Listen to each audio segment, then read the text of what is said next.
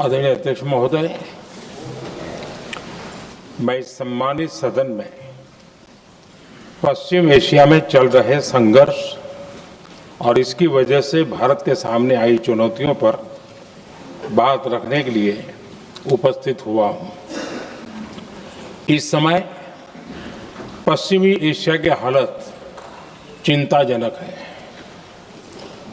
बीते 2-3 हफ्तों में जयशंकर जी ने और हरदीप पुरी जी ने इस विषय पर सदन को जरूरी जानकारी दी है। अब इस संकट को 3 सप्ताह से ज्यादा हो रहा है। इसका पूरे विश्व की अर्थव्यवस्था पर, लोगों के जीवन पर बहुत ही विपरीत असर हो रहा है। इसलिए पूरी दुनिया इस संकट के जल्द से जल्द समाधान के लिए सभी पक्षों से आग्रह भी कर रही है। अध्यक्ष महोदय, भारत के सामने भी इस युद्ध ने अप्रत्याशित चुनौतियां खड़ी कर दी हैं। ये चुनौतियां आर्थिक भी हैं, नेशनल सिक्योरिटी से जुड़ी भी हैं और मानवीय भी है। युद्धरत और युद्ध से प्रभावित देशों के साथ भारत के व्यापक व्यापारिक रिश्ते हैं। जिस क्षेत्र में युद्ध हो रहा है वो दुनिया के दूसरे देशों के साथ हमारे व्यापार का भी एक महत्वपूर्ण रास्ता है। विशेष रूप से कच्चे तेल और गैस की हमारी जरूरतों का एक बड़ा हिस्सा यही क्षेत्र पूरा करता है। हमारे लिए ये रीजन एक और कारण से भी अहम है। लगभग 1 करोड़ भारतीय खाड़ी देशों में रहते हैं और वहां काम करते हैं। वहां समंदर में जो कमर्शियल शिप चलते हैं उनमें भारतीय क्रू मेंबर्स की संख्या भी बहुत अधिक है। ऐसे अलग अलग कारणों के चलते भारत की चिंताएं स्वाभाविक रूप से अधिक है। इसलिए ये आवश्यक है कि भारत की संसद से इस संकट को लेकर एक मत और एकजुट आवाज दुनिया में जाए।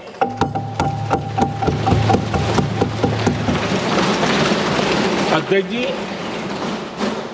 जब से ये युद्ध शुरू हुआ है तब से ही प्रभावित देशों में हर भारतीय को जरूरी मदद दी जा रही है।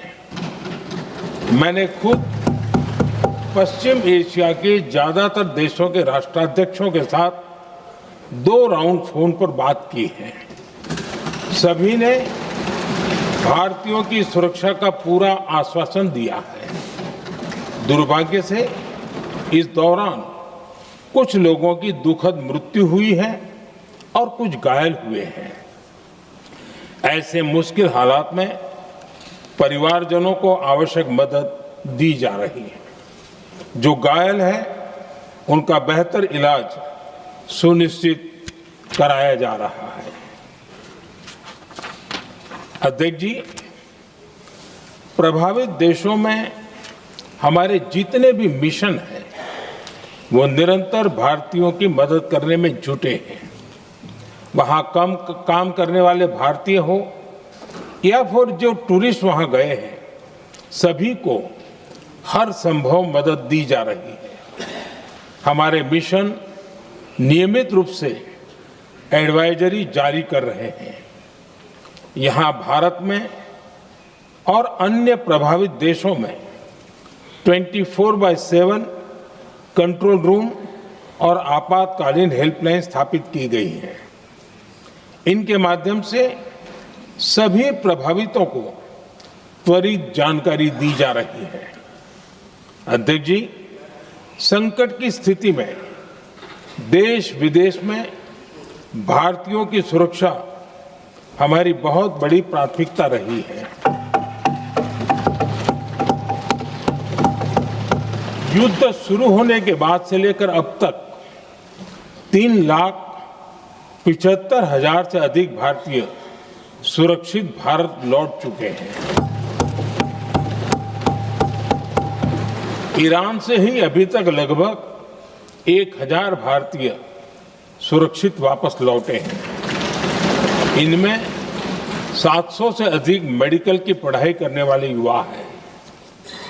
खाड़ी देशों में भारतीय स्कूलों में हजारों विद्यार्थी पढ़ते हैं। सीबीएसई ने ऐसे सभी भारतीय स्कूलों में होने वाली कक्षा 10वीं और 12वीं की निर्धारित परीक्षाओं को रद्द कर दिया है।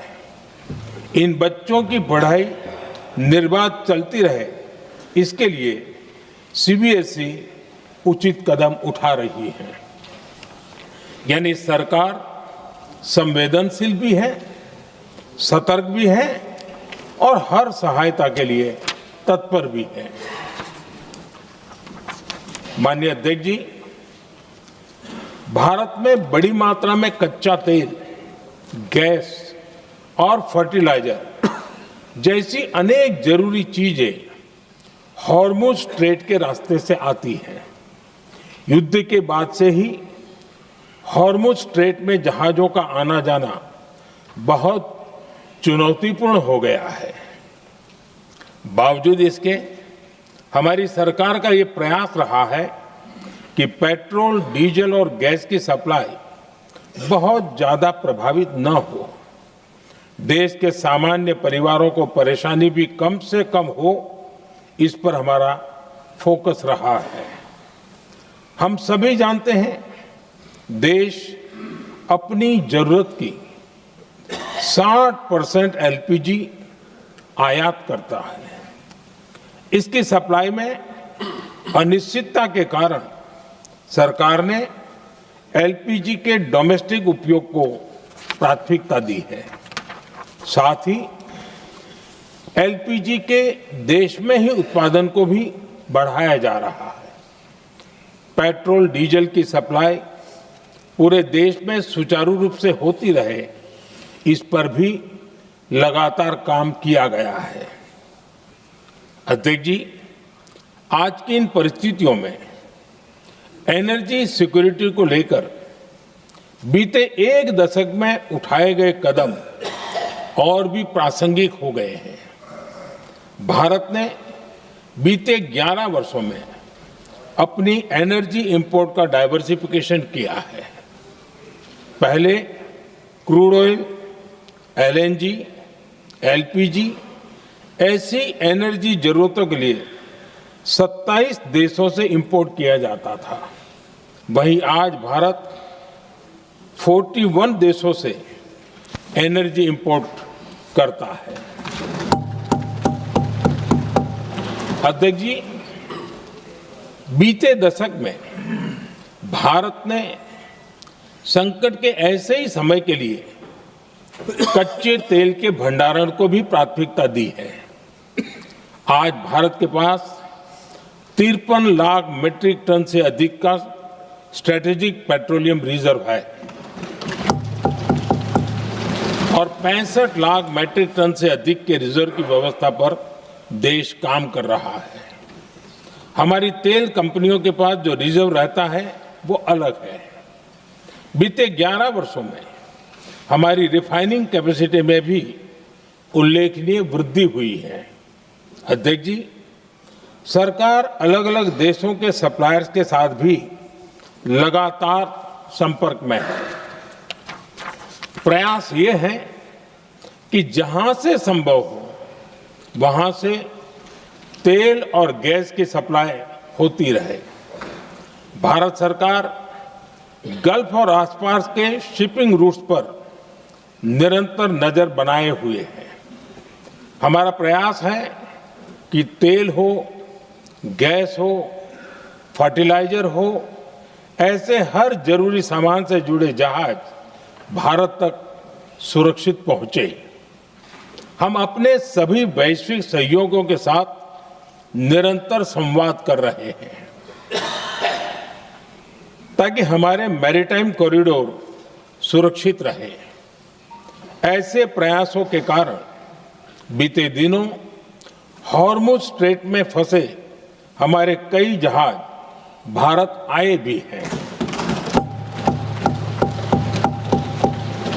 अध्यक्ष जी, संकट के इस समय में देश की एक और तैयारी भी बहुत काम आ रही है।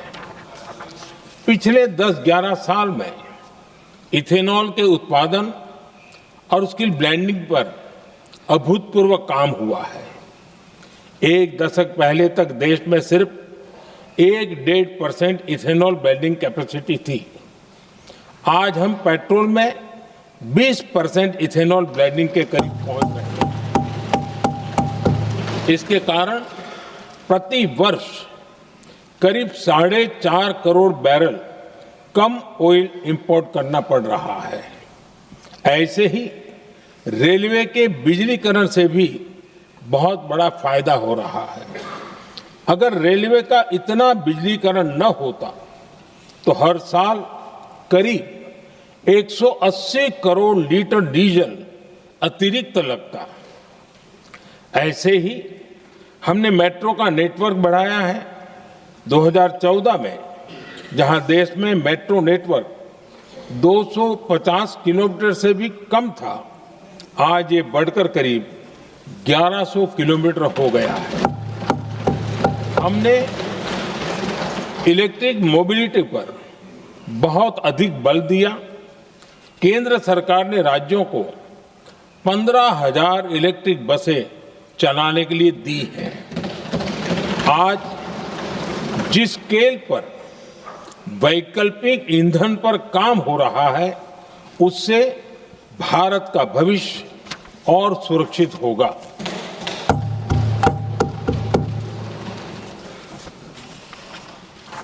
आदरणीय अध्यक्ष जी, हम जानते हैं कि एनर्जी आज इकोनॉमी की रीढ़ है और ग्लोबल एनर्जी नीड्स को पूरा करने वाला एक बड़ा सोर्स वेस्ट एशिया है। स्वाभाविक है कि दुनिया भर की अर्थव्यवस्था वर्तमान संकट से प्रभावित हो रही है और भारत पर इसका कम से कम दुष्प्रभाव हो, इसके लिए निरंतर प्रयास किए जा रहे हैं। सरकार इसके शॉर्ट टर्म, मीडियम टर्म और लॉन्ग टर्म ऐसे हर असर के लिए एक रणनीति के साथ काम कर रही है। आज भारत की इकोनॉमी के फंडामेंटल्स मजबूत है। इससे भी देश को बहुत मदद मिली है। हम हर सेक्टर के स्टेक होल्डर्स के साथ चर्चा कर रहे हैं। जहां भी जरूरत है उस सेक्टर को आवश्यक सपोर्ट दिया जा रहा है। भारत सरकार ने एक इंटर मिनिस्ट्रियल ग्रुप भी बनाया है। ये ग्रुप हर रोज मिलता है और हमारे इंपोर्ट एक्सपोर्ट में आने वाली हर दिक्कत का आकलन करता है और ये ग्रुप आवश्यक समाधान पर भी निरंतर काम करता है।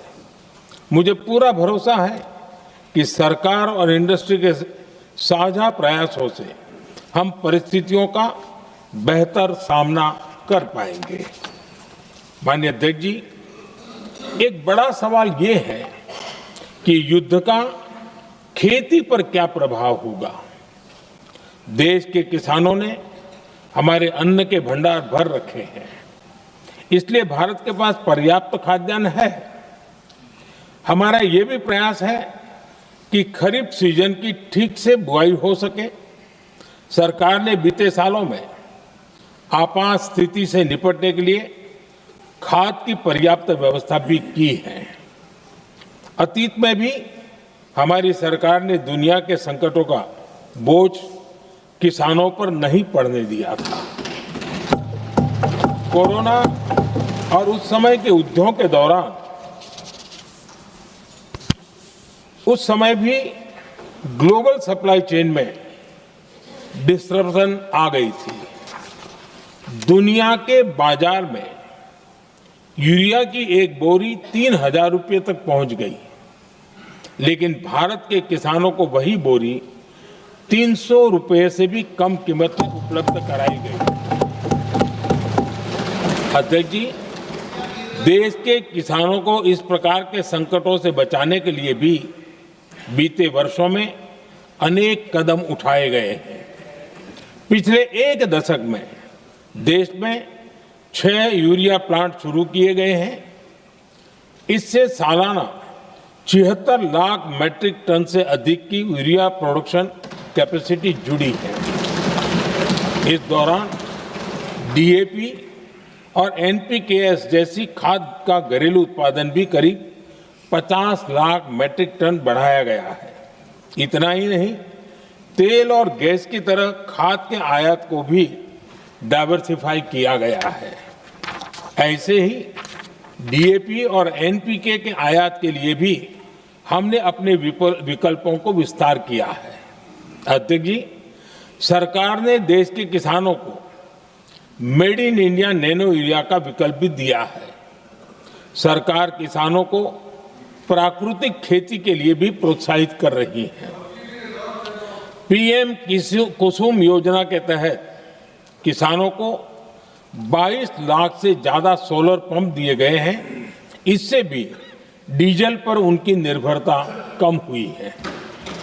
मैं सदन के माध्यम से देश के किसानों को विश्वास दिलाता हूं कि सरकार किसानों की हर संभव मदद करती रहेगी। आदरणीय अध्यक्ष जी, युद्ध का एक बहुत बड़ा चैलेंज ये भी है कि भारत में गर्मी का मौसम शुरू हो रहा है। आने वाले समय में बढ़ती गर्मी के साथ बिजली की डिमांड बढ़ती जाएगी। फिलहाल देश के सभी पावर प्लांट्स के पर्याप्त कोल स्टॉक्स उपलब्ध है। भारत ने लगातार दूसरे साल 100 करोड़ टन कोयला उत्पादन करने का रिकॉर्ड बनाया है। पावर जनरेशन से लेकर पावर सप्लाई तक के हमारे सभी सिस्टम की निरंतर मॉनिटरिंग भी की जा रही है और सरकार की तैयारियां उसको रिन्यूएबल एनर्जी से भी मदद मिली है। बीते दशक में रिन्यूएबल एनर्जी की तरफ देश ने बड़े कदम उठाए हैं। आज हमारी total install power generation capacity का आधा हिस्सा रिन्यूएबल सोर्स से आता है। हमारी कुल रिन्यूएबल क्षमता आज 250 गीगावाट के ऐतिहासिक आंकड़े को पार कर गई। बीते 11 वर्षों में देश ने अपनी सोलर पावर कैपेसिटी करीब 3 गीगावाट से बढ़ाकर 140 गीगावाट तक पहुंचाई है। बीते वर्षों में देश में करीब 40 लाख रूफटॉप सोलर लगे हैं। इसमें पीएम सूर्यघर मुफ्त बिजली योजना से भी लोगों को काफी मदद मिली है। गोवर्धन योजना के तहत देश में आज 200 कॉम्प्रेस बायोगैस प्लांट भी काम करना शुरू कर चुके हैं। ये सारे प्रयास आज देश के बहुत काम आ रहे हैं। सरकार ने भविष्य की तैयारी और बढ़ाते हुए शांति एक्ट माध्यम से देश में न्यूक्लियर एनर्जी के उत्पादन को भी प्रोत्साहित किया है। कुछ ही दिन पहले small hydro power development scheme को भी हरी झंडी दी गई है, जिससे अगले 5 वर्षों में 1500 मेगावाट नई हाइड्रो पावर कैपेसिटी जोड़ी जाएगी। आदरणीय अध्यक्ष जी, जहां तक डिप्लोमेसी की बात है, भारत की भूमिका स्पष्ट है। शुरुआत से ही हमने इस संघर्ष को लेकर अपनी गहरी चिंता व्यक्त की है। मैंने स्वयं भी पश्चिम एशिया की सभी संबंधित नेताओं से बातचीत की है। मैंने सभी से तनाव को कम करने और इस संघर्ष को खत्म करने का आग्रह किया है। भारत ने नागरिकों, एनर्जी और ट्रांसपोर्ट से जुड़े इंफ्रास्ट्रक्चर पर हमलों का विरोध किया है। कमर्शियल जहाजों पर हमला और हॉर्मुज स्ट्रेट जैसे अंतर्राष्ट्रीय जलमार्ग में रुकावट अस्वीकार्य है। भारत डिप्लोमेसी के जरिए युद्ध के इस माहौल में भी भारतीय जहाजों के सुरक्षित आवागमन के लिए निरंतर प्रयास कर रहा है। अध्यक्ष महोदय, भारत हमेशा से ही मानवता के हित में और शांति के पक्ष में अपनी आवाज उठाता रहा है। मैं फिर कहूंगा कि बातचीत और कूटनीति ही इस समस्या का समाधान है। हमारे हर प्रयास तनाव को कम करने, इस संघर्ष को समाप्त करने के लिए है। इस युद्ध में किसी के भी जीवन पर संकट मानवता के हित में नहीं है। इसलिए भारत का प्रयास सभी पक्षों को जल्द से जल्द शांतिपूर्ण समाधान के लिए प्रोत्साहित करने का है। अध्यक्ष जी, जब ऐसे संकट आते हैं तो कुछ तत्व इसका गलत फायदा उठाने की कोशिश भी करते हैं। इसलिए कानून व्यवस्था सुनिश्चित करने वाली सभी एजेंसियों को अलर्ट पर रखा गया है। कोस्टल सिक्योरिटी हो, बॉर्डर सिक्योरिटी हो, साइबर सिक्योरिटी हो, स्ट्रेटेजिक इंस्टॉलेशंस हो, सबकी सुरक्षा को और मजबूत किया जा रहा है। अध्यक्ष जी, इस युद्ध के कारण दुनिया में जो कठिन हालात बने हैं, उनका प्रभाव लंबे समय तक बने रहने की आशंका है। इसलिए हमें तैयार रहना होगा, हमें एकजुट रहना होगा।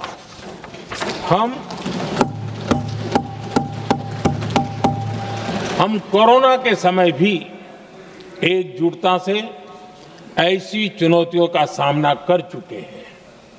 अब हमें फिर से उसी तरह तैयार रहने की आवश्यकता है। धीरज के साथ, संयम के साथ, शांत मन से हमें हर चुनौती का मुकाबला करना है और यही हमारी पहचान है, यही हमारी ताकत है। और हां, हमें बहुत सावधान और सतर्क भी रहना है। हालात का फायदा उठाने वाले झूठ फैलाने का प्रयास करेंगे, ऐसे लोगों की कोशिशों को सफल नहीं होने देना है। मैं देश की सभी राज्य सरकारों से भी इस सदन के माध्यम से